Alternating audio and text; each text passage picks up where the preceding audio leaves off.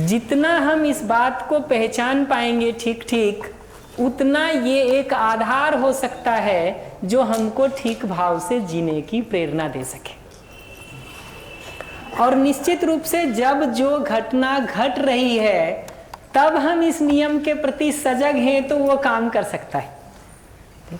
पानी में डूब रहे हैं अभी और तैराकी करेंगे कल शाम में, तो उससे तो काम नहीं चलेगा ना, उससे तो हम डूब जाएंगे। ड्राइविंग कर रहे हैं अभी और सामने देखेंगे बाद में, तब तो नहीं होगा, जिसका सामने पड़ेगा उसके ऊपर गाड़ी चढ़ जाएगी। तो हमको उस घटना का या इन चीजों का ऑब्जर्वेशन उस समय ही करना होता है जिस समय घटना घट रही होती है। बल्कि और थोड़ा सटीकता से कहूँ ना, तो हमको इसका ऑब्जर्वेशन हमेशा करते रहना होता है। घटना तो खराब कभी कभी घटती है। ये ऐसे ही है जैसे स्वस्थ रहने के लिए अपना सब काम हम करते रहते हैं, बीमार तो हम कभी कभी पड़ते हैं तो उसके इलाज की सोचते हैं। अगर स्वस्थ रहने का प्रोग्राम हम बना लेंगे ना, तो हमारे बीमार होने की संभावना ही बहुत कम हो जाती है। फिर बीमार होते भी हैं तो हम उपाय करके ठीक हो सकते हैं। लेकिन अगर स्वस्थ रहने का अपना निश्चित प्रोग्राम ही नहीं है हमारा, निश्चित कार्यक्रम ही नहीं है हमारा, तो हम उस फुटबॉल की तरह हैं जिसकी कोई दिशा नहीं है, जो जिधर से लात मार दे उधर चल देते हैं, उस ओर लुढ़क जाते हैं, हमको पता भी नहीं चलता है। भाव के मामले में अभी हमारी स्थिति ऐसी ही हो गई है, जिधर से धक्का पड़ता है, जिधर से लात लगती है, जिधर से प्रेशर पड़ता है, वैसा हम चलना शुरू कर देते हैं। तो हमारे भाव को स्थिर करने के लिए एक निश्चित आधार देने की जरूरत है, और वो आधार के प्रति सजगता उस समय चाहिए जब घटना घट रही है।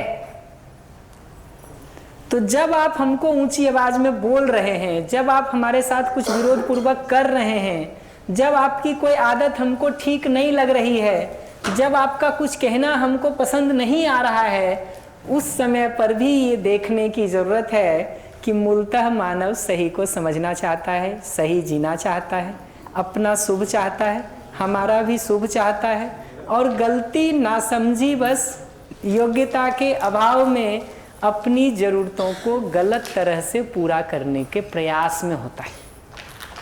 ये बेसिक दिखना जरूरी है। ये जब हम देखना शुरू करते हैं ना, तो ये एक आधार दे पाता है हमको अगले मनुष्य के लिए स्नेह के भाव को बनाए रखने का।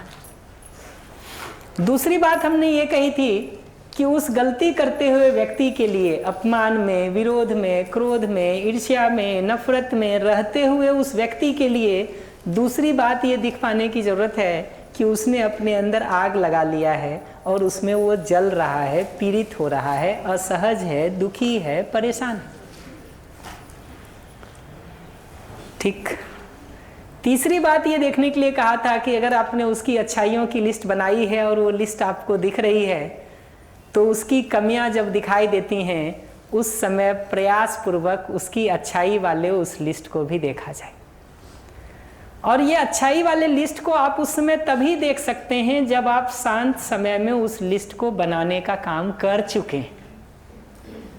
जब आप आवेशित हो गए तब कोई लिस्ट नहीं बनेगी अच्छाई की, नहीं बन सकती। वो तो जब आप सहज स्थिति में हैं तभी उसको देख सकते हैं, पहचान सकते हैं, बना सकते हैं। जब गुस्से का एक बादल सामने आ जाता है हमारे, तो फिर कुछ नहीं दिखाई देता, फिर उसके पार तो सब धुंधला है, कुछ साफ नहीं होता है। तो ये होमवर्क देखिएगा ना, वस्तुतः तो ये स्वस्थ रहने का होमवर्क है, अपने भाव को ठीक रखने का एक बेसिक होमवर्क है। जैसा स्वस्थ रहने के लिए भोजन, हवा, पानी, आहार विहार, दिनचर्या, श्रम, व्यायाम, आसन, प्राणायाम इसकी जरूरत होती है ना, ये वो बेसिक जगह है कि हम स्वस्थ कैसे रहें। उसके बाद जब चीजें बिगड़ जाएंगी, फिर भी योग संयोग बस, किसी परिस्थिति बस, तो हम फिर उसको ठीक करने के लिए भी कुछ काम करेंगे। बट ठीक करने का भी पहला काम तो यही होगा कि ये तीन चीजों को देख पाना कि अगला मूलतः हमारा शुभ चाहता है, दूसरा ये देख पाना कि विरोध, अपमान, क्रोध के साथ वो जल रहा है, परेशान है, दुखी है, इरिटेटेड। और तीसरा उसके ठीक वाले भाग को भी पहचानना, उसकी गलती को पहचानने के साथ साथ। गलती को पहचानने में कोई अभ्यास नहीं चाहिए, उसमें तो हम एक्सपर्ट हैं, अभ्यस्त हैं, प्रैक्टिस्ड हैं। ये नई प्रैक्टिस है जो हमको सीखने करने की जरूरत है। थोड़े दिन कर लेते हैं इसको, फिर ये भी उतना ही सहज हो जाता है। ठीक वैसे ही जैसे 3 महीने ड्राइविंग करने के बाद, 3 महीने कुकिंग करने के बाद, 3 महीने स्विमिंग करने के बाद वो ड्राइविंग, वो कुकिंग, वो स्विमिंग हमारे लिए नॉर्मल हो जाता है। लेकिन आप नहीं करेंगे उस अभ्यास को तो 3 दिन बीते कि 3 महीना बीते कि 3 साल बीते कि 30 साल बीते, आपको ड्राइविंग नहीं आएगी, आपको स्विमिंग नहीं आएगी, आपको कुकिंग नहीं आएगी। 10 किताब पढ़ लीजिए, 20 किताब पढ़ लीजिए, 100 पढ़ लीजिए, आपको किसी दिन वो सारे 100 किताबों को पढ़ने के बाद कुकिंग शुरू करना ही होता है, स्विमिंग शुरू करना ही होता है, ड्राइविंग शुरू करना ही होता है। हम सोचेंगे कि किताब पढ़ के स्विमिंग आ जाएगी, आएगी? नहीं आएगी ना, ये समझना ज़रूरी है।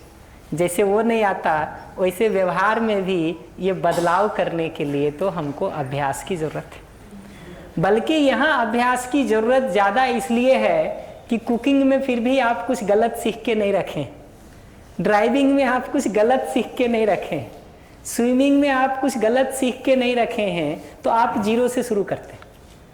यहाँ तो कई चीज़ों में हमारी आदत गलत हो गई है। तो जो कल सुना रहा था ना, 15,000 के बदले 50,000 की फीस और 3 महीना के बदले 6 महीने का समय, वो लगेगा ही लगेगा जी, वो लगेगा ही लगेगा। क्योंकि उस पुराने तरीके को बदल के नए तरीके में आने के लिए होश पूर्वक अभ्यास चाहिए, अभ्यास चाहिए। इतने के साथ हम इस बात पर आए थे कि हमारे अंदर स्नेह का भाव है कि नहीं, उसको पहचानने पर हमने काम शुरू किया था। और ये कहा था कि स्नेह का मतलब है अगले के लिए शुभ कामना हमारे अंदर होना, और वो हमारे आचरण में, हमारे व्यवहार में दिखेगा, तब अगले तक पहुंचेगा। या तो अगला इतना सारा वर्कशॉप करके समझदार हो गया हो कि आपकी गलती करने के बावजूद वो देख ले कि आपकी मूल चाहना तो ठीक है, लेकिन वो स्थिति नहीं है, तब तो वो आचरण ही देखेगा ना, वो तो व्यवहार ही देखेगा ना, वो तो हमारा जीना ही देखेगा ना। तो हमारे आचरण से, हमारे जीने से, हमारे व्यवहार से जब ये बात जाता है कि मैं उसका शुभ चाहता हूँ, I have a sense of care and concern for you, ये जब जाता है अगले को ना, तब उसको लगता है कि हाँ भाई, इसकी बात कुछ सुनी जा सकती है, या ये हमारे लिए कुछ अच्छा सोचता है। उसके पहले उसको नहीं लगता, उसके पहले तो ऐसा ही है कि हमको लगता है हम तुम्हारा खूब शुभ सोचते हैं, वो कहता है यार थोड़ा सोचना छोड़ दो तो अच्छा हो जाए हमारे लिए। कल कोई पूछ रहे थे हमसे किसी समय, हाँ कहाँ के वर्कशॉप में थे, वहाँ पे कोई पूछ रहे थे कि ये बहुत शुभ चिंतक हो गए हैं हमारे, ये कम कैसे हो। वो कह रहे थे शुभ चिंतक थोड़े ज़्यादा हो गए हैं, ये कम कैसे हों, ये उपाय बताइए। मैं जब इस पूरे काम में जुड़ा ना, तो मैं 18-19 साल की उम्र थी। 22, 23, 24, 25 साल तक होते होते हमारे इतने गार्जियन हो गए इस पूरे प्रोग्राम के अंदर कि दिन भर में 10 तरह की सलाह मिले, एक इधर से, एक इधर से, एक इधर से, ठीक है। तो हमको किसी समय लगता था यार गार्जियन थोड़े कम होने चाहिए, ज़्यादा होने ठीक नहीं है। तो ये दिखना ज़रूरी है कि हमारे आचरण से अगले तक जाएगा और अगले को वो महसूस होगा कि आप हमारा शुभ चाहते हैं, तब तो हमको वो बात आपके साथ जुड़ाव की दिखेगी, नहीं तो कैसे जुड़ेंगे। दूसरा बात ये कह रहा हूं कि अपनी ज़रूरतों को पूरा करने के लिए, अपने सुख को सुनिश्चित करने के लिए, दुख से मुक्ति के लिए जितना हम अपने लिए कंसर्न रहते हैं, उतना ही आपकी ज़रूरतों को पूरा करने के लिए भी हम कंसर्न हैं। तब तो हम आपको संबंधी के रूप में देखते हैं, आपके प्रति स्नेह का भाव रखते हैं। अगर उसमें कम ज़्यादा होता रहता है, अपना ज़्यादा ध्यान रखते, अगले का नहीं रखते हैं, या कम रखते हैं, कितना भी हम कहेंगे कि हम आपको बहुत स्नेह करते हैं, आपको भरोसा नहीं होगा, नहीं होगा। तीसरी बात ये कह रहे हैं कि जितना स्वयं की उपलब्धियों में हमको प्रसन्नता होती है, उतना ही दूसरे की उपलब्धि में भी अगर हमको प्रसन्नता होती है, तब तो हम उसको संबंधी के रूप में देखते हैं और उसके प्रति स्नेह का भाव है। अपनी उपलब्धियों में होती हो, दूसरे में नहीं होती हो, या वहाँ ईर्ष्या होती हो, वहाँ जलन होता हो, वहाँ प्रतिस्पर्धा होती हो, तो फिर कौन सा स्नेह, कौन सा स्नेह?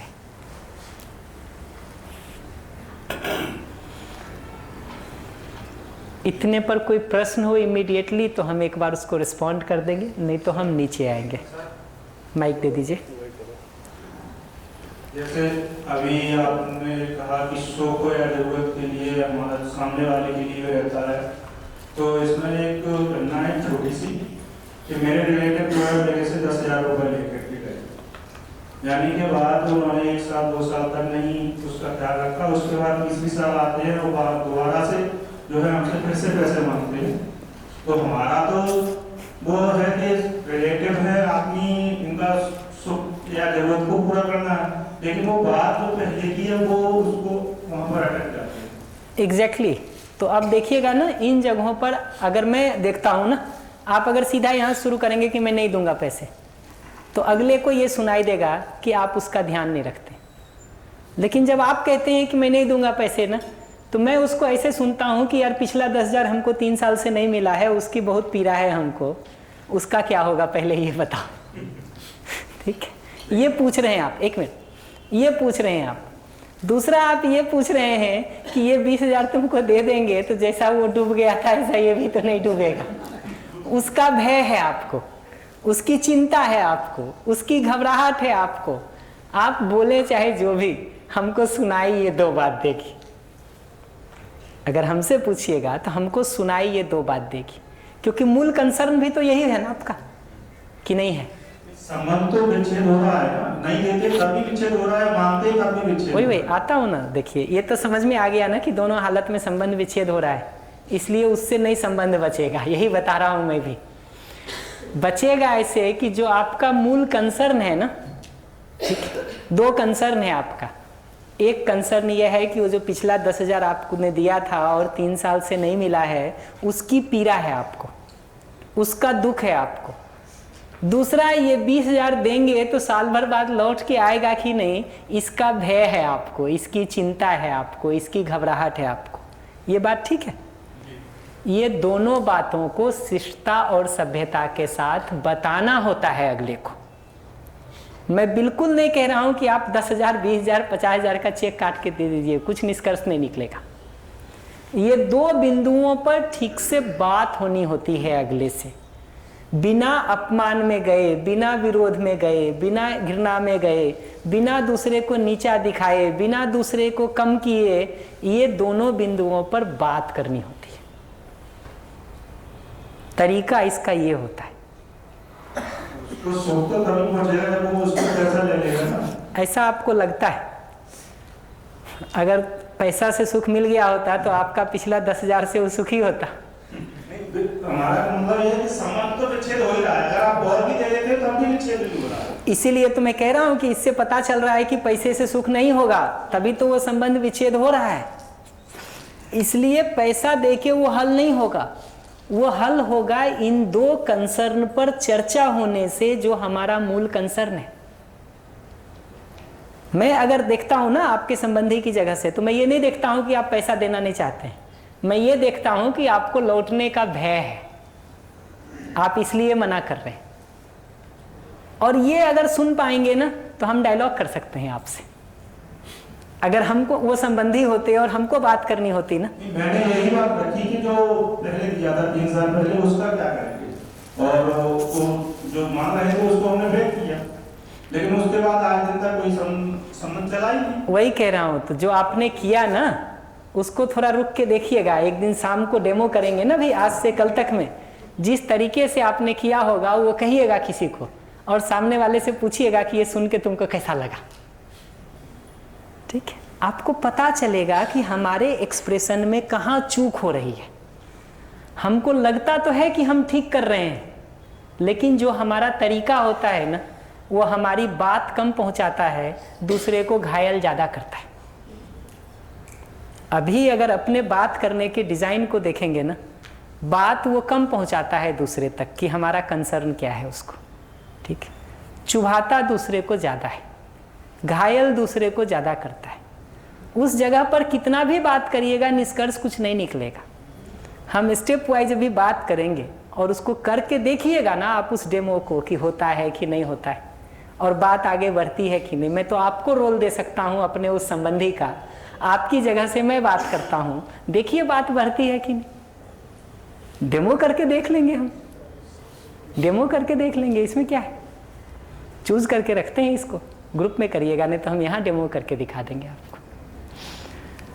आगे जो एक दो बातें और कह रहा हूँ ना मैं, वो ये कि इन्होंने अच्छी बात कही, इसी के कंटिन्यूएशन में बढ़ा देता हूँ मैं, कि दूसरे की गलतियों के लिए क्षमा कर पाना, ये अगर हमारे अंदर नहीं हुआ है ना, तो स्नेह संभव ही नहीं है। अगर आपके साथ जीते हुए हमको पुरानी आपकी शिकायत याद आ रही है, उसका दुख याद आ रहा है, उसका पीड़ा याद आ रहा है, उसकी तकलीफ याद आ रही है, वो घाव खुला हुआ है जो रिस रहा है और बह रहा है, इसका मतलब तो हम निगेटिव स्थिति में हैं। स्नेह तो संभव ही नहीं है, हम जीरो में भी नहीं खड़े। तो जहां कहीं भी हमारा अगले के लिए अंदर शिकायत भरा हुआ है, पीड़ा भरी हुई है, दुख भरा हुआ है, उन जगहों पर तो हमको पहले ये समझने की जरूरत है कि हम वस्तुतः अगले को क्षमा भी नहीं कर पाए हैं। भले 20 बार हमने कह दिया हो कि यार चलो छोड़ो, तुमको मैंने क्षमा कर दिया, मैं इस बात को और नहीं सोचता हूं, लेकिन कितनी बार भी कह लिया हो, अगर हमारे अंदर वो शिकायत बनी हुई है, बची हुई है, हमको वो दुख याद आता रहता है, और जितनी बार उसका चेहरा देखते हैं वही दुख और वही पीड़ा अंदर उठ के आ जाती है। हम कोई क्षमा नहीं कर पाए हैं, ये पहचानना जरूरी है। और अगर क्षमा ही नहीं हुआ है तो आगे स्नेह होने का बात भी नहीं हो सकता है, बात भी नहीं हो सकता है। क्या करना होगा? पहले ये जो घाव हो गया है इसको किसी उपाय से भरने की जरूरत पड़ेगी, उसके बाद स्नेह बिल्डअप होने का काम होगा। अगर आपको देख के हमको अपना पैर दर्द याद आ जाता, पीठ दर्द याद आ जाता, सर दर्द याद आ जाता, आपका मारा हुआ थप्पड़ याद आ जाता, ठीक है, तो हम आपको क्षमा कर पाए हैं क्या? और जब क्षमा ही नहीं कर पाए हैं तो हम जीरो की जगह पे भी नहीं खड़े। स्नेह तो पॉजिटिव जगह, स्नेह तो पॉजिटिव जगह। तो स्नेह के मूल में क्षमा है, और क्षमा के मूल में ये शिकायत और दुख से फ्री होना है। शिकायत से हम फ्री नहीं हुए हैं, दूसरे से शिकायत से फ्री नहीं हुए हैं, उसके कारण जो हमको पीड़ा हुई है ऐसा हम मानते हैं कि तुम्हारे कारण पीड़ा हुई है, और उस दुख से हम फ्री नहीं हुए हैं। हम क्षमा नहीं कर सकते किसी को। किसी को अगर क्षमा करना है तो पहले उस शिकायत से और होने वाले दुख से हमको फ्री होने की जरूरत है। वो जब तक नहीं हुआ है तब तक क्षमा भी नहीं हुआ है, हो ही नहीं सकता है। माइक कहाँ है? सॉरी।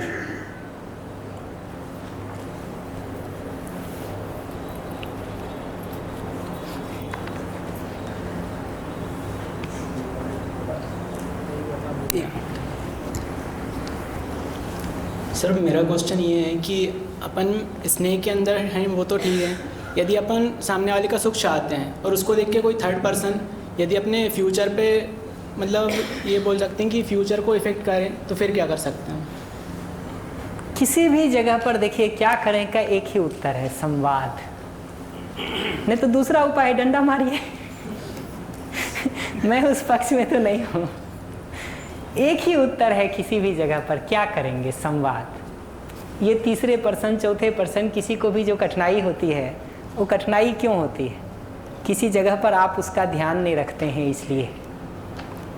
बहुत बार जो शिकायत करती ना, and no offence to anyone, पत्नी शिकायत करती हो, सासू माँ शिकायत करती हो, ठीक है, किसी का भी शिकायत ये हो कि तुम अगले का ध्यान रखते हो, ठीक है, हमारा नहीं रखते हो, ठीक है, या उसका ज़्यादा रखते हो, हमारा नहीं रखते हो। हाँ क्या कह रहे हैं? पर कंडीशन ये है ना कि वो ये देख के मतलब दुखी हो रहे हैं कि मैं सामने वाले की हेल्प कर रहा हूँ, मैं सामने वाले को खुश देखना चाह रहा हूँ। मैं वही कह रहा हूँ, थोड़ा रुक के देखिएगा ना, उसी का उदाहरण दे रहा हूँ कि जब हम ये कहते हैं ना कि तुम सासू माँ का ज़्यादा ध्यान रखते हो, हमारा नहीं रखते हो, तो हमको लगता है कि इनको सासू माँ के सुख से प्रॉब्लम है, ठीक है। जो आप इंटरप्रेट कर रहे हैं ना, वो इंटरप्रिटेशन यही है कि हमको लगता है कि इनको हमारे सुख से प्रॉब्लम है, या इनको इनके सुख से प्रॉब्लम है।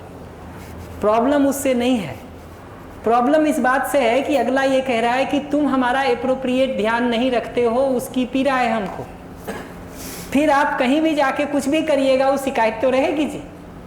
मुद्दा ये नहीं है कि आप सासू माँ का ध्यान अधिक रखते हैं, मुद्दा ये है कि आप हमारा जितना ध्यान हमको जरूरत है वो हमको नहीं मिल रहा है। ये बेस पहचानना पहले जरूरी होता है। हाँ क्या कह रहे हैं? पर यहाँ पे कंडीशन ये नहीं थी, कंडीशन ये थी मैं इनका भी उतना ही ख्याल रख रहा हूँ, सामने वाला जो मुझसे थर्ड पर्सन जो है ना उनका भी उतना ये ही जो भाषा आप बोल रहे हैं ना, पति भी एग्जैक्टली यही बोलता है कि हम तो तुम्हारा भी उतना ही ध्यान रखते हैं, माँ का भी उतना ही ध्यान रखते हैं। जी कुछ कह रही है भाभी? कुछ कह रही हैं आप? एक मिनट।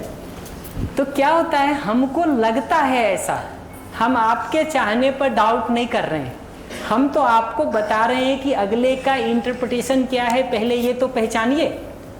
हम गलती क्या करते हैं कि हम ये सिद्ध करने में चले जाते हैं कि मैं तो ठीक जी रहा हूं, अगले की गलती है, क्या करें। ठीक है, मुद्दा ये नहीं होता है कि गलती किसकी है। आप जितनी बार भी ढूंढिएगा कि गलती तुम्हारी है, सिद्ध करिए ना, देखिए वो तुम्हारी गलती है, सिद्ध करने से अगला क्या करता है आपके साथ। हमको पहचानना ये होता है कि अगले की कौन सी जरूरत पूरी नहीं हो रही है जिसके कारण उसको कठिनाई हो रही है। सुनना ये होता है, पहचानना ये होता है, तब तो आप सॉल्यूशन का कुछ काम कर सकते हैं। नहीं तो फिर ऐसे ही कहेंगे कि तुमको दूसरे से जलन होती है, तुमको इसी से तकलीफ है, तुम्हारे लिए तो कुछ भी करने तुमको तकलीफ तक दूर ही नहीं होगी। अब इस आर्गुमेंट में चले जाइए ना, निष्कर्ष कुछ भी नहीं निकलेगा, नहीं निकलेगा। आप अपने लिए ही देखिए, तकलीफ हमको कब होती है? जब हमारी ज़रूरत पूरी नहीं हो रही होती है, तब तकलीफ होती है। ठीक है, अपनी ज़रूरत जिसकी पूरी होती रहती है ना जी, उसको ध्यान भी नहीं जाता है कि संसार में दूसरे लोग क्या कर रहे हैं। अपने अंदर वो खालीपन है, अभाव है, पीड़ा है, फिर 10 तरफ उसको देखते हैं। और कहीं ना कहीं जो अभी जीने का डिजाइन हो गया है, उसमें हर बार ये लगता है कि हमको पीड़ा है, कारण तुम हो। तो वैसा आपको कटघरे में करेगा, हम अगले को कटघरे में खड़ा करते हैं। उस डिजाइन से तो कोई भी सॉल्यूशन नहीं है, कोई भी सॉल्यूशन नहीं। जी कुछ कह रहे थे पीछे भैया? हाँ। नमस्ते, नमस्कार भैया। मेरा एक प्रश्न था, जैसे कल आपने होमवर्क दिया था, तो उस होमवर्क को जब मैं कर रहा था तो मैंने बहुत सोचा, लेकिन कुछ कठिनाइयाँ या जो परेशानियाँ हैं वो मुझे नहीं मिल रही थी। तो मैंने सॉल्यूशंस की तरफ से स्टार्ट किया। जैसे कि मैं अपने सिस्टर का एग्जांपल देता हूँ, तो उन्होंने लाइफ में एज अ बिग ब्रदर मेरे लिए काम किया। उन्होंने पॉजिटिविटी रखी हमेशा, फेथफुलनेस, और मेरे पॉजिटिवली और ग्रोथ के लिए काम किया। तो उनके इतने पॉइंट्स हो गए कि मेरा एक पेज से ज़्यादा भर गया। फिर मैंने बहुत ढूंढा, तो बचपन से लेके आज तक की उन्होंने मुझे उनकी एक मिस्टेक मुझे पता चली, और कठिन चीज़ बोल सकते हैं, कि वो पब्लिकली और फैमिली के सभी एल्डर्स के बीच में भी मुझे चिल्ला देती हैं। लेकिन फिर जब मैं सोचने लगा कि कहीं वो चिल्ला देती थी, रोक देती थी, तो उस बहाने में वो गलती करने से रुक जाता था जो उस जगह मुझे नहीं करनी थी। बस उनके सम्मान में मैं उस जगह चुप रह जाता था, लेकिन कहीं ना कहीं मुझे ठेस पहुँचती थी। यही चीज़ मैंने अपने फ्रेंड के लिए सोची, तो उसकी भी कोई नेगेटिव चीज़ें नहीं पता चली मुझे, क्योंकि मैंने लाइफ में बहुत लिमिटेड फ्रेंड्स ही रखे हैं। तो वो मेरा बचपन का बेस्ट फ्रेंड है। तो उसके साथ भी मेरे पॉजिटिव पॉइंट्स में पेज भर गया। नेगेटिव में आते वक्त एक चीज़ आई कि बाकी फ्रेंड्स के कहने पे वो कहीं ना कहीं डाइवर्सिटी होके नेगेटिव पॉइंट्स मेरे लिए लेके हम लोग के बीच में मतभेद हो जाता था। तो फिर गहन थोड़ा सा अध्ययन किया तो लगा कि जिस तरीके से वो मेरा फ्रेंड है, संबंधी, वैसे ही कुछ फ्रेंड्स उससे सब कनेक्टेड है, सब कोरिलेट है, उसके कारण वो चीज़ ले रहा होगा। तो इसी असमंजस पे था कि अपन जितनी गहराई में उतरते जा रहे हैं तो वो चीज़ें आपस में कोरिलेट होती जा रही हैं, और अपने सॉल्यूशंस वहीं छुपे हुए हैं कि खुद अपने भाव, व्यवहार, विचार प्रेरणा, इन चीज़ों पे अपन एक जगह स्टक हो गए।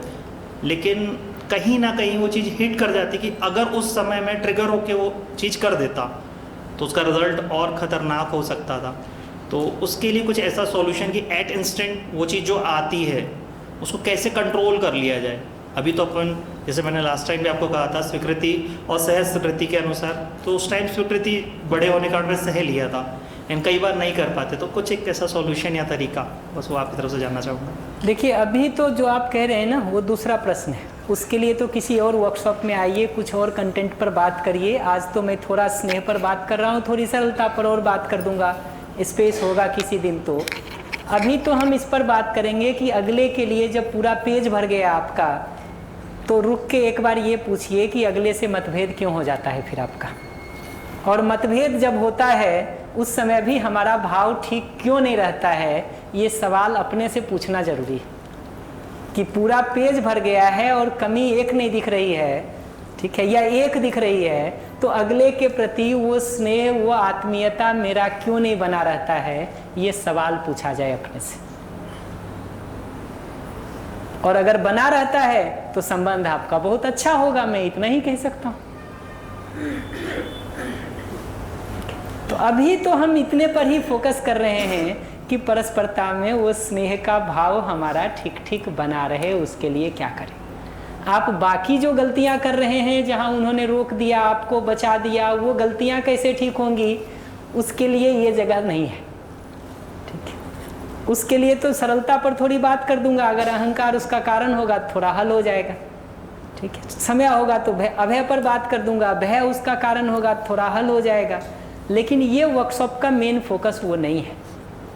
ये वर्कशॉप का मेन फोकस तो ये है कि परस्परता में, संबंध में भाव हमारा ठीक हो सके, और उस भाव के साथ व्यवहार और संवाद तक हम कैसे ठीक कर सकें,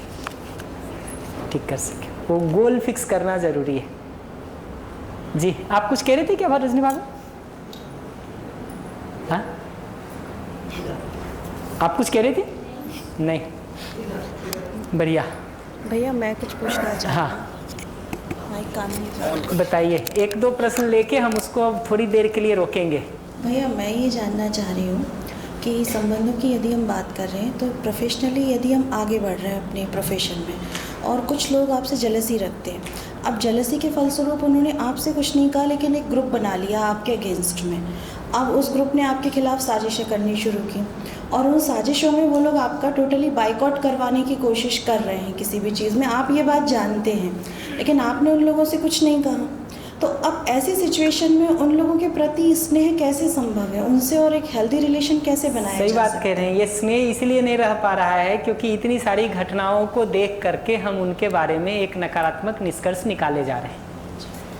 इसलिए मैं बार बार एक बात कहूँगा कि कुछ नहीं कहने से नहीं निकलेगा समाधान। समाधान निकलता है ठीक बात को ठीक ढंग से कहने से। तो इस पर हम बात करेंगे थोड़ा, जैसे ही हम आगे बढ़ेंगे, हमको स्कोप मिले तो हम बढ़ें और हम एक एक स्टेप पर बात कर पाएँ कि इन सिचुएशंस में भी कैसे बात की जाती है। उसका एक फंडामेंटल प्रिंसिपल होता है कि वो ईर्ष्या करता हुआ व्यक्ति क्यों ईर्ष्या कर रहा है, उसकी कौन सी ज़रूरत पूरी नहीं हो रही है जिसके कारण वो ईर्ष्या कर रहा है, उसको पहचानना इसका पहला स्टेप होता है। फिर आगे वहाँ से डायलॉग शुरू हो सकता है, जी। भैया क्षमा की जो बात हो रही थी उसमें कंफर्म कब होगा कि मैंने उसको पूरा क्षमा कर दिया? ये दो चीज़, अपने अंदर से शिकायत खत्म हो जाती है और उस बात को लेके दुख खत्म हो जाता है। पर अगर वो गलती वापस हुई तो फिर वो वापस दुख आता है। मतलब एक बार क्षमा किया पर वो गलती वापस हुई तो फिर वो ध्यान में आता है कि तो वो तब तक क्षमा नहीं हुआ जब तक उसकी गलती का भी मुझे इफेक्ट नहीं हो रहा। जी, क्षमा तो का मतलब ही है कि वो गलती के कारण अगर हमको फिर से शिकायत शुरू हो गई, दुख शुरू हो गया, पीड़ा शुरू हो गई और पुराना ऐड ऑन हो गया उसमें। हम लोग बहुत दिन बैठते हैं, चलो आज सब जीरो कर लेते हैं और फिर शुरू करेंगे, ठीक है। जीरो वीरो करके शुरू भी करते हैं, 3 दिन 4 दिन नहीं होता है कि कोई एक बात आप कहते हैं, फिर कोई एक बात हम कहते हैं, फिर वो पूरी बात जो है, पूरी राम कहानी खुल के वो पहले दिन तक पहुंच जाती है। हंस रहे सब जिंदगी के एक्सपीरियंसेस देखेंगे ना तो हम सबके वैसे ही हैं जी। कहने को हम कहते हैं चलो सब जीरो कर लेते हैं, ठीक है, एक नया स्टोरी आज से शुरू करते हैं वो कुछ नहीं चलता जी, 3 दिन नहीं चलता है, 4 दिन नहीं चलता है, और फिर से वही पुराना राम कहानी सारा शुरू हो जाता है। तो इसका मतलब क्षमा तो नहीं किए हम, पुराने को क्लोज तो नहीं किए हम, बोल भले दिए कि क्लोज कर देंगे, हुआ कहाँ क्लोज, ठीक है। फिर उसमें पूछने जाइए तो वही तरीका होता है, हम कहते हैं तुमने शुरू किया पुरानी बात, आप कहते हैं तुमने शुरू किया किसी को भी कटघरे में खड़ा कर दो, उससे क्या निष्कर्ष निकलता है? मुद्दा तो यह है कि दोनों उसको उखाड़ के बैठे हुए, दोनों उखाड़ के बैठे हुए। क्षमा का विकल्प कुछ क्या है? बढ़िया, आगे कोई कुछ कह रहे थे आप क्या? नहीं ना, बढ़िया, बैठिए। ठीक है, एक आखिरी बात और कर देता हूं मैं ये सबसे नीचे वाले पॉइंट पर, और उसके पहले एक ही बात कर दूं। अपनी तरफ से अगर हमसे कोई गलती हो रखी है ना किसी के साथ, उसका जो सबसे अच्छा अगले को वो भरपाई हो पाती है, जितना दुख और पीड़ा हुआ है ना उसको, उसकी भरपाई हो पाती है हमारी उस गलती को स्वीकार लेने से। आप अपने लिए ही पलट के देखिए, किसी ने आपको कोई ऐसी बात कह दी हो जिससे चोट लग गई हो, पीड़ा हो गई हो, आपको दुख रहा हो 10 दिन, 15 दिन, 1 महीना, ठीक है।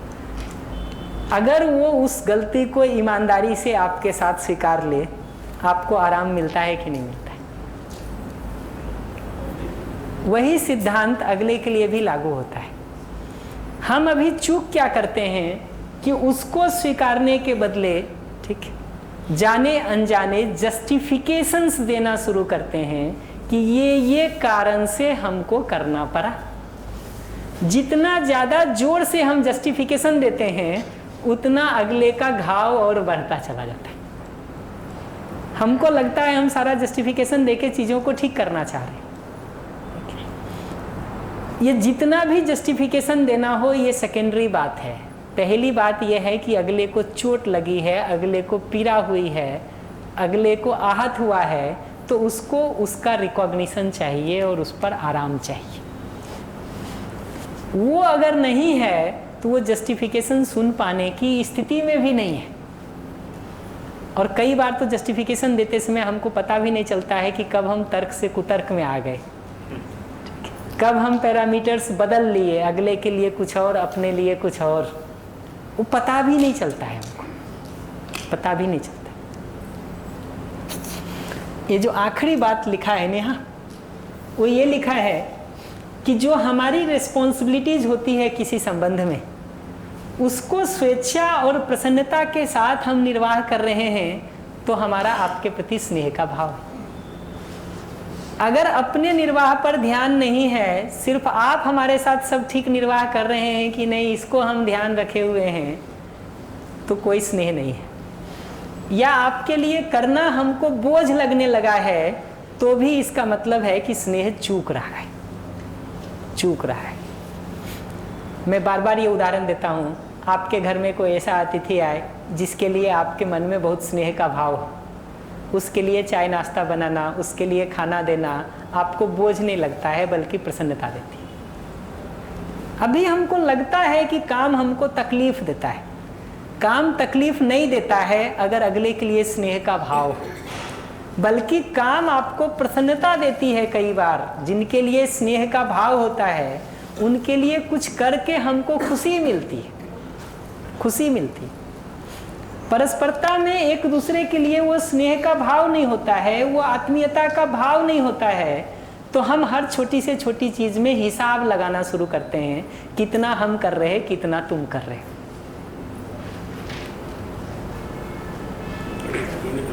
जी, गणित आ जाता है।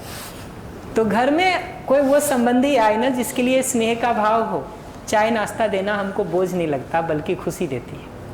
वहीं घर में ऐसे लोग आए हुए हों जिनके प्रति आपका भाव ठीक नहीं हो, चाय नाश्ता हो सकता है फिर भी आप देते हो शिष्टावश, पति का मित्र है इसलिए, ठीक है, कोई और है इसलिए, लेकिन वो देते समय चाय बन भी रही होती है, और सिर्फ चाय ही नहीं उबल रही होती है, हम भी उबल रहे होते हैं साथ।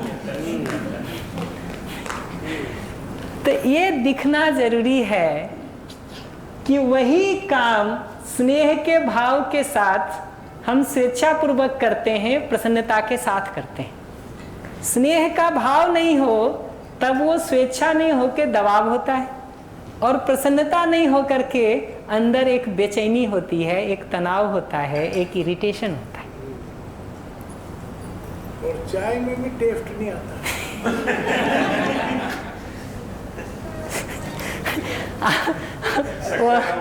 वो झगड़ा कैसे होता है चाय में टेस्ट पर, हमको ध्यान आ गया। ऐसे ही एक बार किसी वाइफ ने चाय बनाई, ठीक, तो हस्बैंड ने कहा the tea is not tasty, चाय जो है वो स्वादिष्ट नहीं है, ठीक। अब ऑफ कोर्स पत्नी भी वैसी हालत में होगी कि उसको तुरंत याद आया कि महीने में इतना दिन तुमको ठीक बना के दिया, तब मुंह में जुबान नहीं थी अच्छा बोलने की, ठीक। उसको ये याद आया होगा कि दिन भर में ये 20 काम तुम्हारा अच्छा किए, उसका तो एप्रिसिएशन तुम किए नहीं, इसका शिकायत शाम को ऑफिस से आके कर ले रहे हो। ये सारा आएगा तो अगला जवाब भी वैसा ही देगा।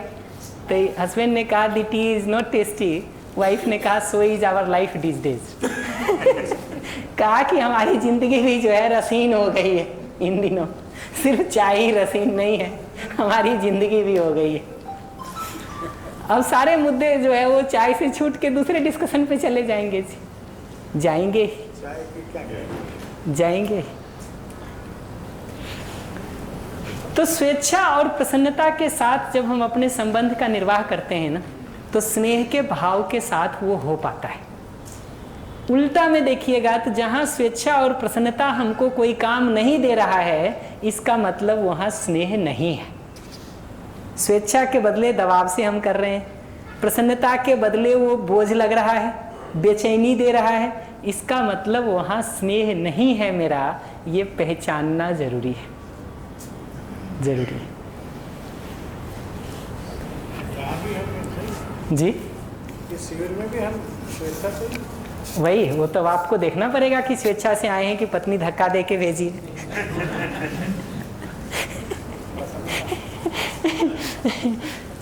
स्वेच्छा और प्रसन्नता से आएंगे ना, फिर बहुत सारी चीज़ों में आप सहजता के साथ रह लेते हैं, फिर आपको कठिनाई नहीं होती है।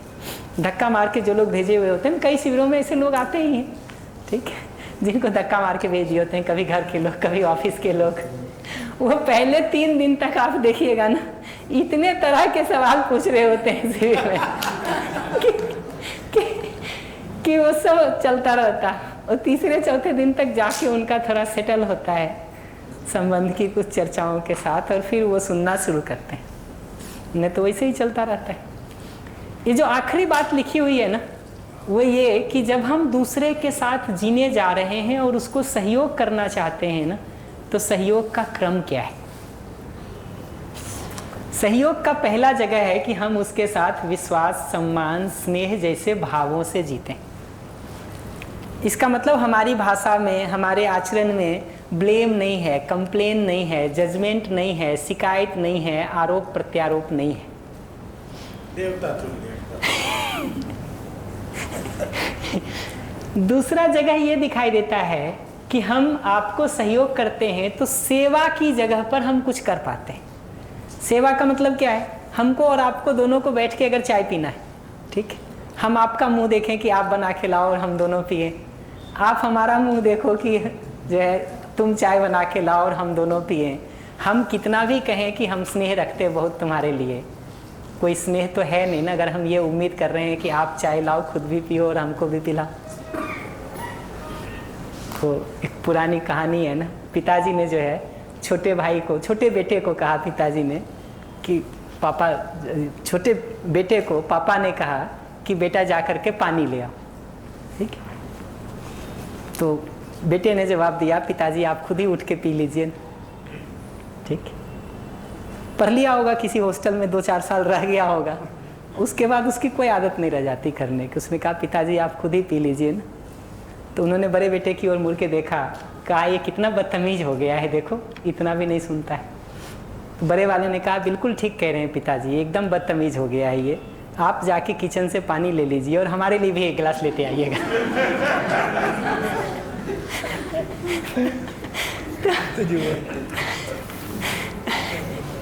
तो ये डिज़ाइन हमारे जीने का हो गया हो और हम कहें कि हम बहुत स्नेह करते हैं और ध्यान रखते हैं आपका, क्या ध्यान रख रहे हैं जी?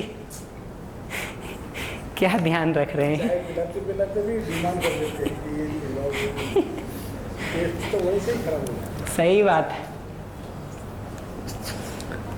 अगला जो जगह है ना किसी को सहयोग करने का, वो सुविधा की जगह पर सहयोग है। और मैं क्रम बहुत क्लियरली कह रहा हूँ, मूल सहयोग भाव का सहयोग है, मूल सहयोग सुविधा से नहीं शुरू कर रहा हूँ। भाव का और सेवा का सहयोग पहले है, फिर सुविधा की जगह से भी कुछ ज़रूरत है आपको तो हम दे सकते हैं, पर ये दोनों के साथ, ये दोनों के बिना नहीं। और ये जो आखिरी जगह लिखा है ना ज्ञान का, ये ज्ञान का मतलब है यहाँ सलाह देना दूसरे को। अभी हम क्या करते हैं कि दूसरे को सहयोग के नाम पर ये सलाह देने से शुरू करते हैं। हम ये भूल जाते हैं कि अगर उसी स्थिति में हम फंस जाए ना तो अगला वही सलाह आके हमको देगा। ठीक है, आप देखिएगा किसी के घर में कभी कोई मृत्यु हो जाए, कुछ वो हो जाए ना, पड़ोसी आके वो गीता का उपदेश दे जाता है, आत्मा अमर है, शरीर नश्वर है, ये तो कपड़े बदलने जैसी घटना है, सबके घर में ऐसा होता है। ठीक है, ऐसा उपदेश दे जाता है। ठीक है, उसके घर में जब वो घट जाए ना तब वो रोता रहता है और यही पड़ोसी जाके उसको यही उपदेश दे रहा होता है। ठीक है, सबके घर की यही रीति है, ये तो होता ही है। ठीक है, और अच्छा हुआ, कष्ट से मुक्ति मिल गई, वो उपदेश दे रहा होता है।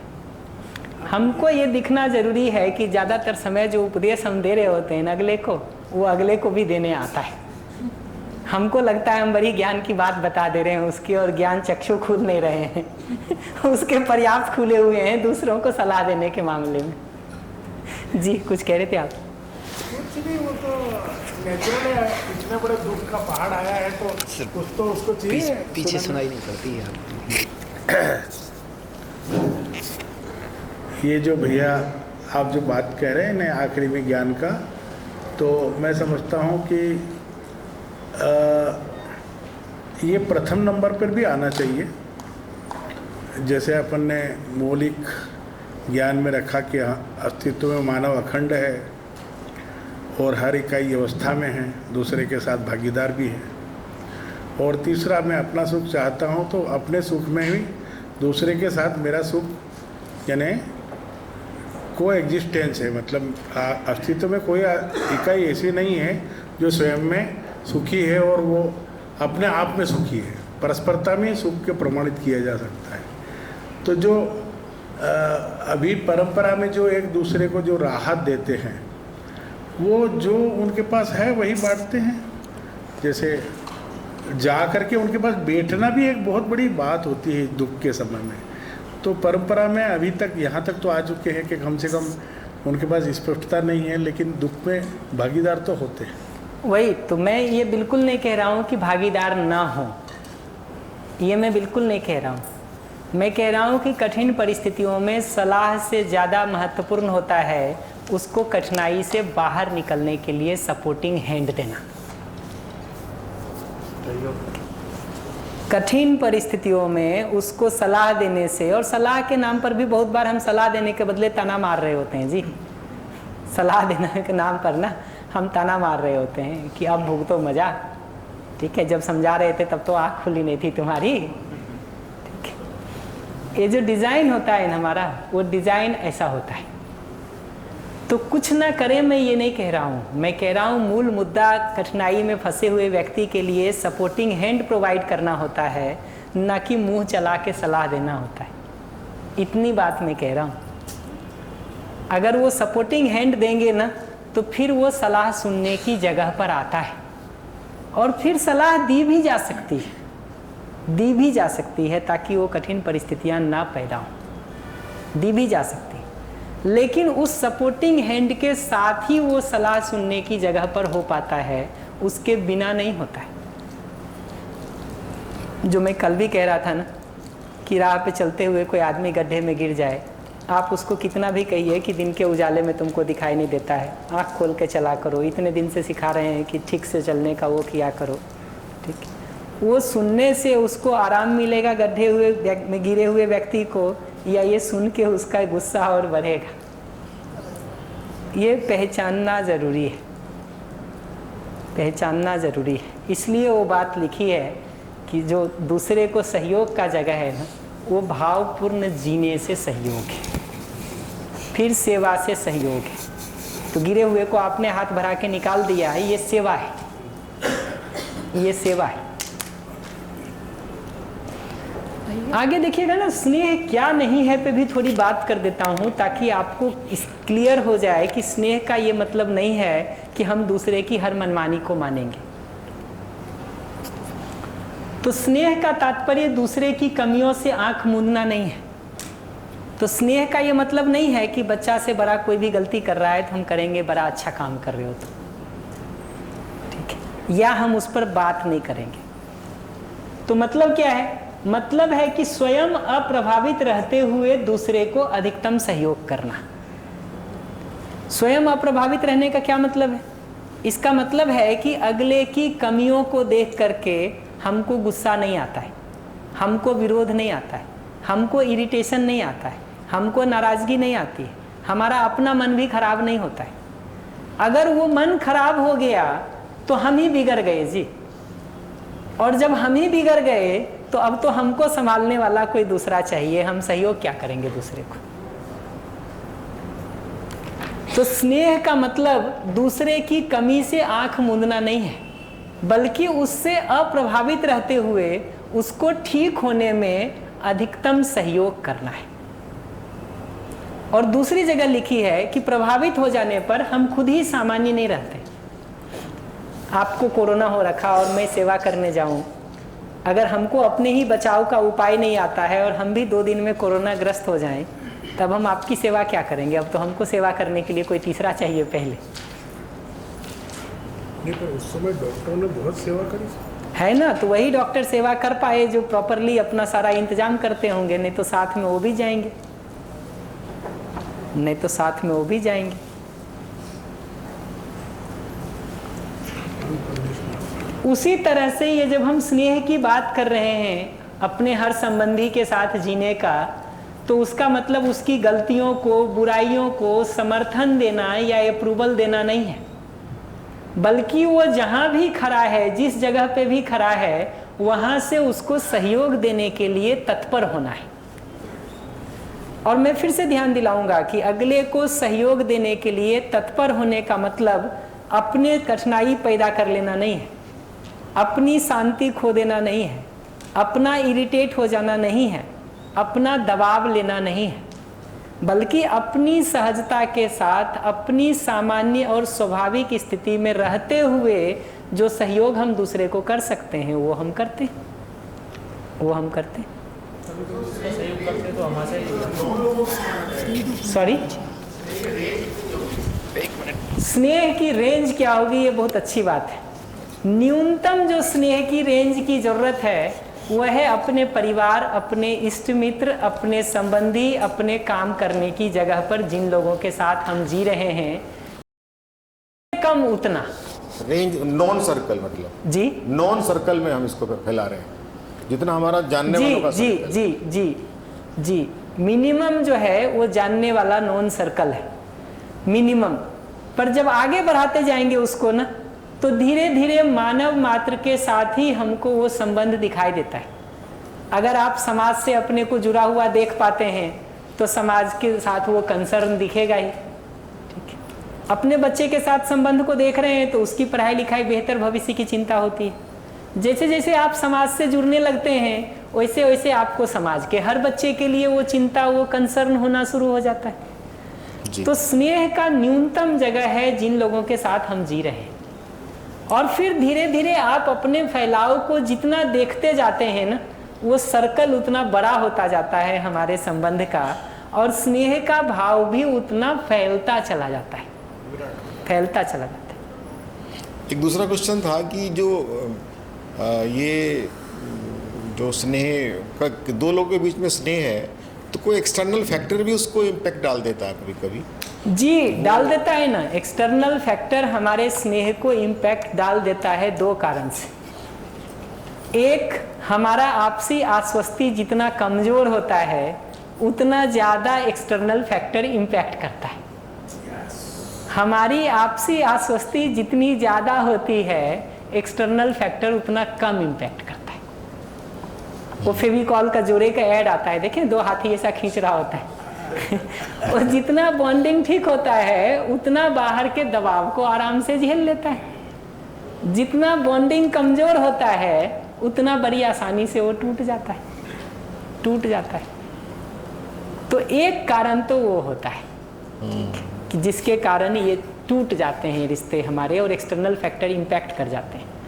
दूसरा क्या होता है कि एक्सटर्नल फैक्टर एक शंका का कोई बीज बो देता है, हमको उसको काउंटर करने नहीं आता है। हम आप जी रहे थे, आपके अंदर किसी ने एक शंका का बीज बो दिया कि श्याम ऐसा ऐसा कर रहा है और ठीक नहीं कर रहा है। अब हमको आपको मिल करके उसको रिजॉल्व करने का उपाय नहीं आता है और वो शंका के बीज को हम ही जाने अनजाने खाद पानी दे करके वृक्ष बना देते हैं। बिल्कुल बना देते हैं। ये दूसरी कठिनाई होती है। तो इसीलिए हम संवाद का इतना महत्व देख पाते हैं कि परस्परता में बात करके ही तो इसको रिजॉल्व कर सकते हैं। आपके मन में कोई शंका पैदा हो गई हो हमारे प्रति, हमारे मन में कोई शंका हो गई हो आपके प्रति, उपाय क्या है? मैत्रीपूर्ण संवाद ही एकमात्र उपाय हमको तो समझ में आता है। वही बंद हो जाता है उसमें, जैसे शंका उत्पन्न हुई वो बंद करके बैठ जाता है कि तो exactly. और जैसे ही आपने डायलॉग बंद कर दिया ना, वो शंका बढ़ती चली जाए। और हर छोटी से छोटी चीज में हम सब अपना अपना एक स्टोरी क्रिएट करते चले जाते हैं। फिर क्या होता है उस शंका के साथ, हर घटना को हम एक शक की निगाह से देखते हैं। तो आप कर किसी भी कारण से रहे हो, हम शक की निगाह से देख के एक एक स्टोरी क्रिएट करते चले जाते हैं और वैसे ही आप क्रिएट करते चले जाते हैं। हम आपके घर इसलिए नहीं आते हैं कि हमको लगता है पता नहीं जाएंगे तो आप कुछ उल्टा ना सोच लें। और सर ब्रेन की एक खास बात है कि जो उसको दिखाओ वैसा देखने भी लगता है फिर वो, है ना। दृष्टि ऐसी ही चीज है कि हम चश्मा पहन लिए एक बार तो हरे रंग के चश्मे से पूरा संसार हरा दिखेगा। और ये जो बातें हमको बार बार लगती है ना, कितनी सीमा में स्नेह तक जिए और क्या करें, मतलब कहाँ कहाँ तक जीते रहेंगे, इस वाक्य को सुन के कई बार ऐसा लगता है जैसे स्नेह पूर्वक जीना भी एक बोझ है।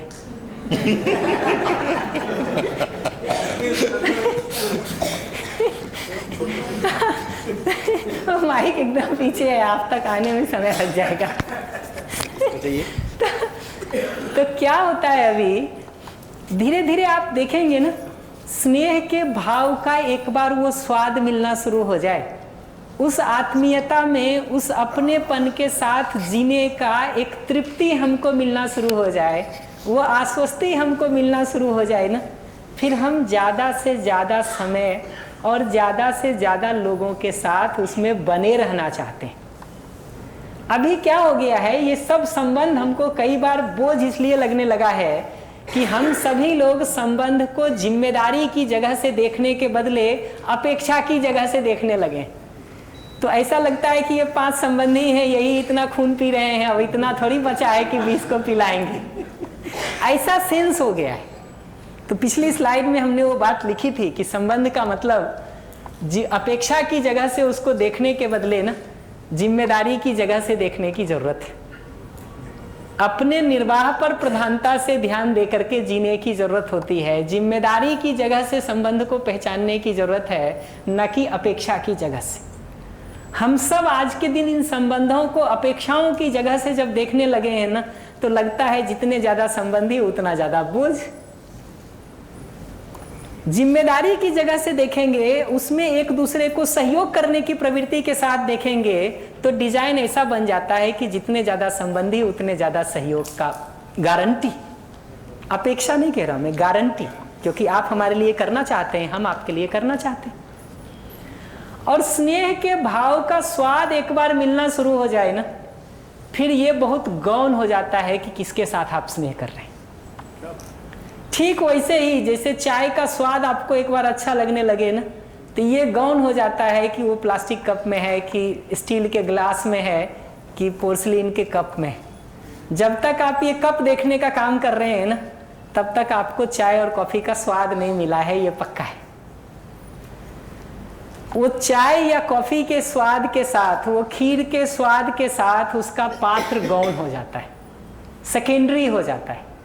पात्र ही जब तक सेकेंडरी है, बर्तन ही जब तक सेकेंडरी की जगह प्राइमरी हो गया है, बर्तन ही अगर प्राइमरी है, कंटेनर ही अगर प्राइमरी है, खीर सेकेंडरी हो गया है, ठीक, तो तब तक तो उसका मतलब यही होता है कि खीर का स्वाद अभी आपको मिलना नहीं शुरू हुआ है, उसका सुख अभी आपको महसूस होना नहीं शुरू हुआ है। उसका स्वाद मिलना शुरू हो जाए, उसका सुख मिलना शुरू हो जाए, ठीक, तो फिर कंटेनर भी बढ़िया है। फिर कंटेनर बहुत गौण हो जाता है, गौण हो जाता है, उसका महत्व नहीं रह जाता है। अभी हमको वो स्वाद नहीं मिल रहा है तो हमको लगता है यार किसको किसको झेलेंगे, इतना ही तो झेल रहे हैं और कितना बढ़ाएं। जब वो स्नेह में वो आत्मीयता मिलनी शुरू हो जाती है, एक दूसरे के साथ उस सहयोग प्रवृत्ति से हम संबंध को देखना शुरू करते हैं, तो जितना ज़्यादा वो संबंध दिखता है उतना ज़्यादा स्नेह से हम भरते चले जाते हैं, उतना ज़्यादा आश्वस्ति से हम भरते चले जाते हैं। ये स्थिति हमारी होती है, ये स्थिति हमारी होती है। आता हूँ, एक सेकेंड, उनका पीछे प्रश्न आया हुआ है। मैं बार बार कहता हूँ, हरिवंश राय बच्चन ने एक कविता लिखी है मधुशाला को लेकर के, ठीक है, वो मधुशाला में वो एक जगह इस बात को उठाते हैं, कहते हैं कि वह कच्चा पीने वाला है जिसकी ममता घट प्यालों पर। हिंदी वाले कोई होंगे यहाँ पढ़ते होंगे। वो कहते वह कच्चा पीने वाला है जिसकी ममता घट प्यालों पर, जो सच्चे मधु से जला हुआ, कुछ ऐसा ही है, कब रोता है चिल्लाता है। वो जब तक वो आपको उसके अंदर के उस मधु का स्वाद मिलना नहीं शुरू हुआ है, वो स्नेह के भाव का, स्नेह के रस का, आत्मीयता में जीने का स्वाद मिलना नहीं शुरू हुआ है, तब तो सारी ममता उन घट और प्यालों पर ही होती है। हमारे लिए जैसे जैसे स्नेह के भाव का स्वाद मिलता जाता है, तृप्ति महसूस होती जाती है, व्यक्ति गौण होता चला जाता है, भाव प्रमुख होता चला जाता है। वो जो व्यक्ति रूपी पात्र है, कंटेनर है, वो गौण हो जाता है, स्नेह रूपी भाव प्रमुख हो जाता है। जब तक वो स्वाद नहीं मिल रहा है तब तक घट और प्याले ही महत्वपूर्ण हो जाते हैं, महत्वपूर्ण हो जाते हैं। जी पीछे कुछ कह रही है, माइक दे दीजिएगा जरा। है ना, फंडामेंटल शिफ्ट है ये। अभी हम उन घट प्यालों में उलझे हुए हैं। जी प्रणाम भैया। भैया मेरी जिज्ञासा है कि पारिवारिक जीवन में जब व्यक्ति जिम्मेदारियों का निर्वहन करता जाता है तब तक तो ठीक रहता है, और जब हमको लगता है कि नहीं इसमें कुछ कमी आ रही है तो हमारी शिकायतें प्रारंभ हो जाती हैं। तो जब शिकायतें प्रारंभ होती हैं तो कई बार ऐसा उत्तर मिलता है कि आपका अपेक्षा भाव बढ़ रहा है।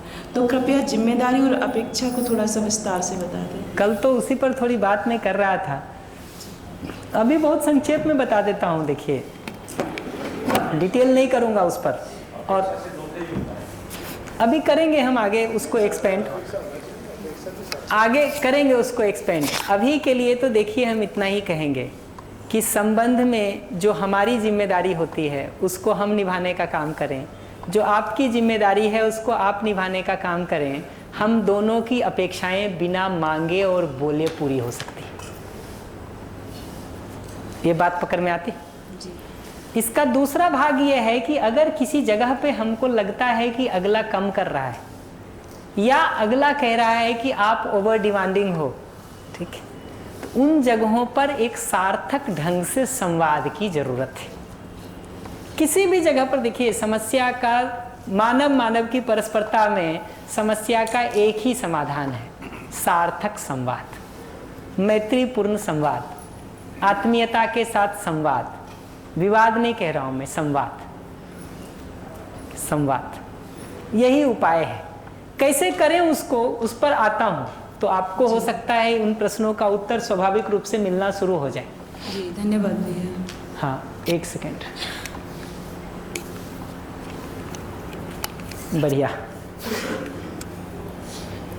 स्नेह के संदर्भ में दो बातें हमको और कहनी कि सभी के साथ एक साथ स्नेह का मतलब, जैसे मान लीजिए अपने परिवार में 6 लोग हैं, 8 लोग हैं, हम सभी के साथ एक साथ स्नेहपूर्वक जीते हैं, इसका मतलब सभी के साथ एक सा व्यवहार नहीं है। तो छोटे बच्चे को अगर 2 रोटी की भूख है तो 2 रोटी खिलाएंगे, बड़े को 4 रोटी की भूख है तो 4 रोटी खिलाएंगे। लेकिन बड़े को 4 खिलाने का ये मतलब थोड़ी है कि बड़े से स्नेह ज़्यादा है, छोटे से कम। तो हम एक सा व्यवहार करने के लिए सबके साथ नहीं कह रहे, भाव सबके साथ एक सा रखने की जरूरत होती है। व्यवहार में तो वो भिन्नता आएगी ही, जिसको जैसी जरूरत है उसके हिसाब से जाएंगे। 2 बच्चे हैं, 2 बाजार गए हुए हैं, आप दोनों को कुछ खिलाना चाहते हैं, एक को चॉकलेट पसंद है, दूसरे को आइसक्रीम पसंद है, तो आप एक को चॉकलेट देंगे, दूसरे को आइसक्रीम देंगे, बशर्ते आपको इसको खिलाने में कोई प्रॉब्लम नहीं हो। तो उस जगह पे देखिएगा तो ये दिखाई देता है। खिलौने खरीदने गए, एक को जो पसंद आता है वो देते हैं, दूसरे को जो पसंद आता है वो देते हैं।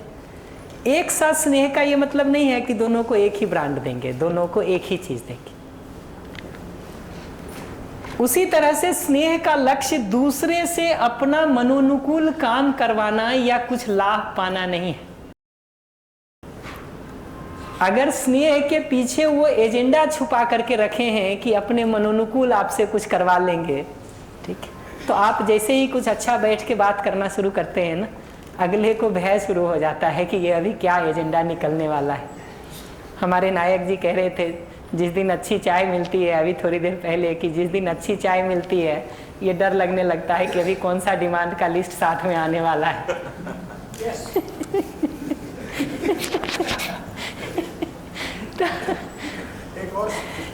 हाँ, माइक आ गया है, अब आप सुना सकते हैं।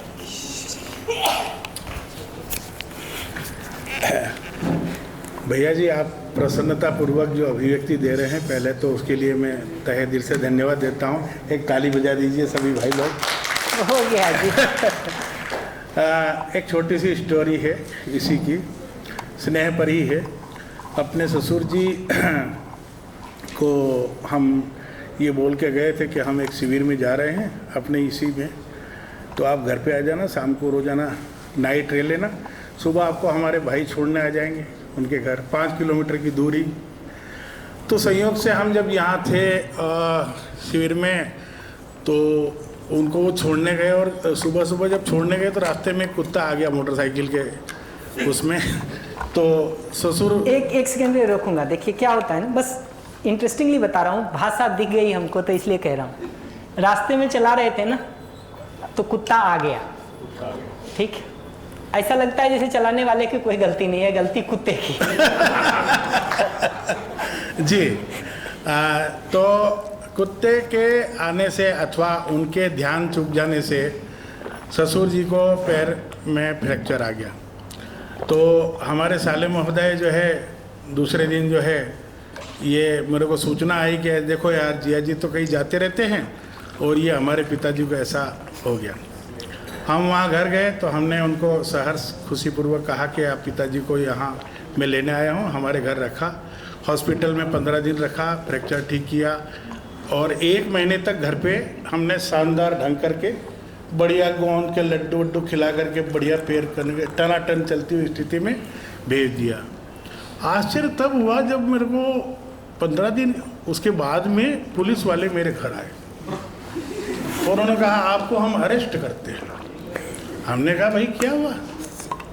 नहीं, बोले तुमने एक आदमी को गिरा दिया है और वो बहुत बड़ा, मतलब जो है हमारे पास एप्लीकेशन आई है और FIR दर्ज किया, आपको अंडर होना पड़ेगा। तो मैंने समझा क्या नाम है उनका, तो बोले कि मेरे ससुर का नाम गोमा सिंह जी। तो मैंने साले जी को फ़ोन किया, मैंने कहा क्या हो गया भाई? तो कहीं नहीं जिया जी, ऐसी कोई ख़ास बात नहीं है, वो ग्राम पंचायत में एक योजना है, तो ज़रा 50,000 मिल जाएंगे, तो आप ज़रा अंदर हो जाना।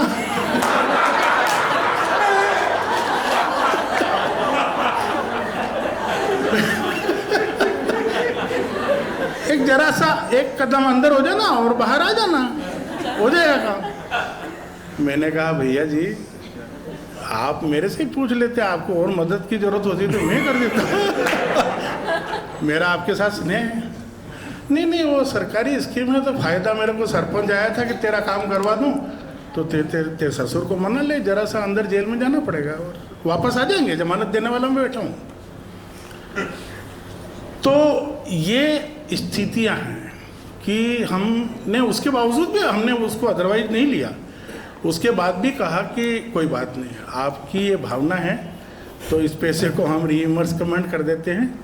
50,000 रुपये उसको दिए मैंने। अब आप बताइए हमारा स्नेह का क्या हाल है।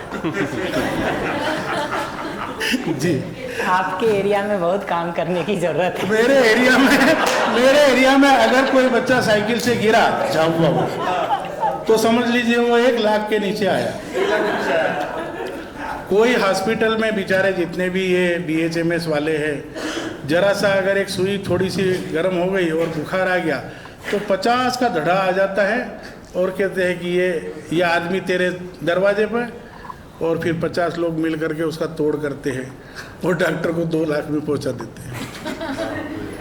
तो ऐसी स्थिति में हमने देखा, बाबा जी आए वहाँ 97 में आए थे, झाबुआ में दिया, झाबुआ। तो बात तो लंबी है, लेकिन स्नेह को हमने बहुत नेकेड रूप में देखा है कि किस तरह से स्नेह की परीक्षा होती है।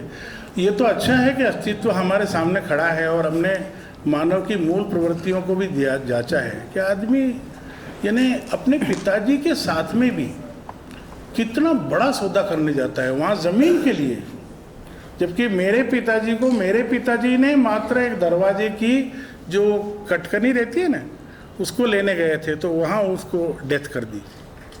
ये स्टोरी है। तो जब ये इतना बड़ा अस्तित्व खुला तब पता चला कि मानव मूल स्थिति में अभी है ही नहीं। ये जो अभी खोल रहे हैं आप पूरा अस्तित्व कितना मतलब हम पर उपलब्ध है, लेकिन हमारी दृष्टि वहाँ नहीं जा रही। तो हम बहुत धन्यवाद देते हैं कि इतना बड़ा जो अस्तित्व आपने प्रकट किया हमारे लिए, इसके लिए बहुत बहुत धन्यवाद। शुक्रिया। ये तो भैया बहुत सारे लोगों का योगदान है, हमारा हिस्सा तो उसमें बहुत थोड़ा है। Thank you very much. हमारा रोल तो बहुत थोड़ा है जी, उसमें बहुत सारे लोगों का बहुत सारा कंट्रीब्यूशन है जिसको हमने PPT में ऑर्गेनाइज करके प्लेस कर दिया है। मेरा और कोई ज़्यादा रोल नहीं है। नहीं, जो मुझे जो सबसे ज़्यादा इफेक्टिव बात हुई कि वैसे तो विद्या से हम 97 से कनेक्ट, लेकिन जो 15 साल हमारे मिसिंग लिंक थे, और जब आपसे फ़ोन मिलाया आपने एक सेंटेंस कहा, आप कुछ मत सोचिए, आप आ जाइए भोपाल। जुलाई की बात है, उसके पहले भी हम रहे, लेकिन जो जिस तरह से आप सिंप्लीफाइड वे में रखते हैं कि स्नेह पूरे अस्तित्व में कैसे जुड़ा हुआ है, हम अस्तित्व में कैसे अखंड है, हम कैसे अस्तित्व में अविभाज्य है, दूसरा नहीं है, कैसे वो अपना ही प्रतिबिंब है, तब जाके स्नेह का प्रकटीकरण हो रहा है। तो वही ये है बात भैया, है। ये प्रस्तुतियाँ तो देखिए धीरे धीरे और सरल होनी ही बनती है, और सहज होनी ही बनती है, और प्रभावी होना ही बनता है, और दूसरे को छूने योग्य होना ही बनता है। तभी तो हमारी आगे की पीढ़ी आगे की सार्थकता है जी। हम में से हर किसी की चाहत तो यही होती है ना कि हमारी अगली पीढ़ी हमसे आगे बढ़े, कि नहीं? जब तक जड़ में नहीं जाएगा तब तक खुदा का अच्छा हो जाएगा। चाहत तो यही है जी। भारतीय परंपरा का पुराना वाक्य है कि संसार में सब जगह व्यक्ति जीतने की इच्छा भले करे, अपने पुत्र के लिए तो यही चाहता है कि वो आगे बढ़े हमसे। तो हर पीढ़ी आगे हो पाएगी अगर सार्थकता के अर्थ में वो सपोर्ट देने का काम हम कर पाएंगे, तो होगा ही। आगे लोग जो इसमें लगेंगे वो और बेहतर ढंग से इन कामों को कर पाएंगे। यस, और बेहतर ढंग से सबसे बेहतर कर ही पाएंगे, होना ही चाहिए, तभी हमारी आपकी सार्थकता है जी। तो जो लास्ट लाइन नीचे लिखा है ना कि स्नेह का लक्ष्य दूसरे से अपना मनोनुकूल काम करवाना या कुछ लाभ पाना नहीं, लाभ पाना नहीं। ठीक है, अगर इस जगह से स्नेह को देखने लगे हैं तो हर संबंध को ऐसे ही एक्सप्लॉइट करते हैं। जितनी कहानी इन्होंने बताई ना, मैं उसको अगर सुनता हूँ तो मुझे ये सुनाई देता है कि अगले के लिए 50,000 रुपया महत्वपूर्ण है। ठीक, आपका जेल जाना या आपका प्रतिष्ठा या आपका सम्मान या पिताजी पर आरोप झूठे, वो सब गैर महत्वपूर्ण है। 50,000 रुपया महत्वपूर्ण है। ये मान्यता हमको अगले की दिखाई देती है। तो उसको कोई मतलब नहीं है आपको जेल पहुंचवाने से, उसको कोई मतलब नहीं है आपकी प्रतिष्ठा धूमिल करने से। ये फालतू के हम ले लेते हैं उस पर, तो सारा झगड़ा शुरू हो जाता है। उसको मतलब ही नहीं है, झूठ बोलने से मतलब नहीं है, आपकी प्रतिष्ठा धूमिल होने से मतलब नहीं है, आपका कुछ जो है वो जेल जाना पड़ेगा, वो भेजना नहीं चाह रहा है। उसका इंटरेस्ट तो उस मछली की आंख जैसा जो है ना 50,000 पर है जी। स्थिति इतनी ही है, ठीक है। उसको आप पहचान लिए तो आप 50,000 दे के मुक्ति पा लिए। आप अगर उसको नहीं पहचानेंगे और ये सोचेंगे कि ये तो हमको जेल भेजना चाहता है, ये तो हमारा प्रतिष्ठा खराब करना चाहता है, ये तो समाज में हमारा बदनामी करना चाहता है, तो आप 4 प्रोग्राम बना लेंगे अगले को बदनाम करने का, ठीक है। उसमें उलझ जाएंगे जी।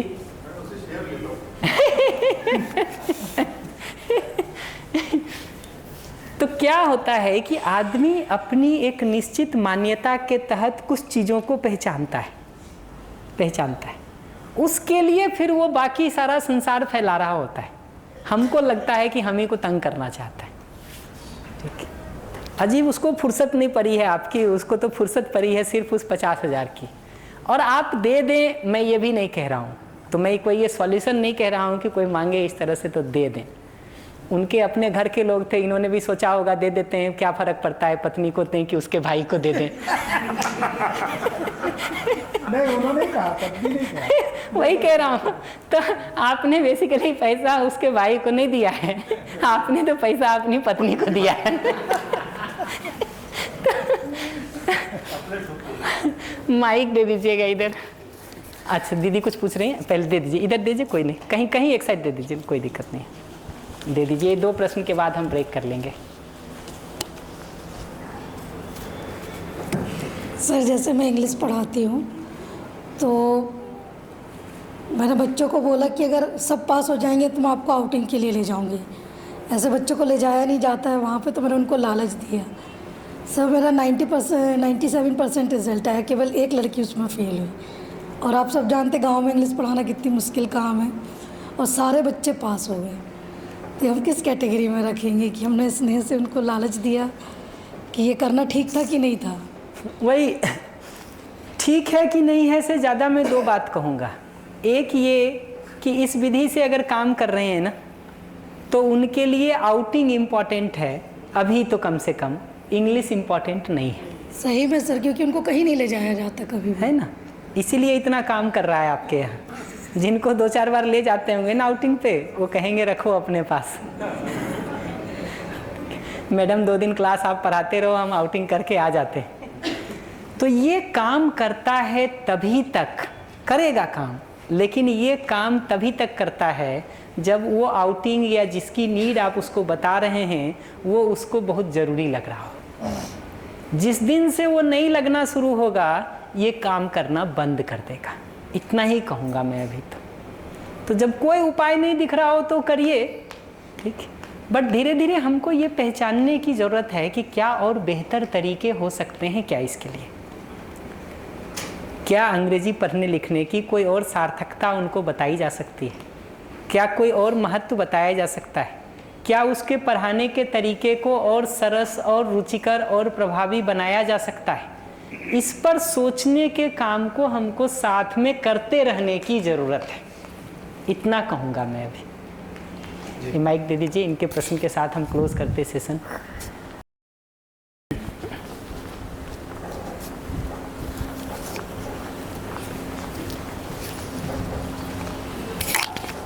प्रणाम भैया। प्रणाम। अनुभव साझा हो सकता है, मैं अनुभव साझा कर रही हूँ अपना स्नेह से संबंधित। 2009 में मेरी जॉब जब लगी तो मेरी पोस्टिंग जो बहुत इंटीरियर एरिया में हुई, जहाँ मुझे नाव में बैठकर रोज आना जाना पड़ता था जी। तो उस समय मुझे पानी से बहुत डर लगता था। तो हमारे एक सहकर्मी थे, उन्होंने मुझे इतना विश्वास दिलाया कि आप चिंता मत करिए, हमको तैरना आता है, आप निश्चिंत होकर चलिए। तो मैं उनके साथ आना जाना करती थी। तभी उनकी श्रीमती का सिलेक्शन DLED में हो गया। उसके लिए उनको फीस की आवश्यकता थी। 2 दिन पूर्व ही मैं उनकी श्रीमती के साथ कंगन खरीदने गई थी। 2.5 लाख रुपए की मैं कंगन खरीद के लेकर आई थी खुद के लिए। तो उन्होंने कहा, भैया ने, मैं उनको बिल्कुल बड़े भाई तुल्य, और उनका बहुत स्नेह था मेरे प्रति और आज भी है।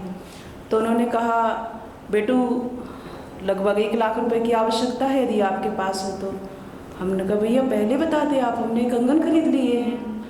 तो भाभी जी कहने लगी तो क्या हुआ, कंगन दे दो।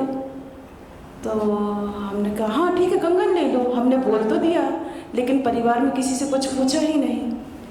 और अब इस असमंजस में कि वो घर में बैठी हुई और हमने उनसे कह दिया ठीक है कंगन ले लीजिए, अब कैसे बोले क्या करें, इसी उधेड़ बुन में लगे रहे। फिर हमने अपने पतिदेव को फ़ोन किया और उनको बताया कि ऐसी ऐसी बात है। तो उन्होंने कहा आपके स्टाफ वाले हैं, आप ज़्यादा बेहतर समझती होंगी, यदि आपको उनके ऊपर विश्वास है तो दे दीजिए। हमने उनको दे दिए कंगन, उन्होंने उनको गिरवी रख दिए और 1 लाख रुपए ले लिया। अब इस घटना के लगभग 1 साल हो गए। तो एक बार हमने उनसे कहा भाभी जी से कि भाभी जी पैसे की आवश्यकता है तो कुछ पैसे मिलेंगे क्या। तो कहने लगी दीदी यदि पैसे होते तो हम आपसे कंगन क्यों लेते। हमने कहा ठीक है।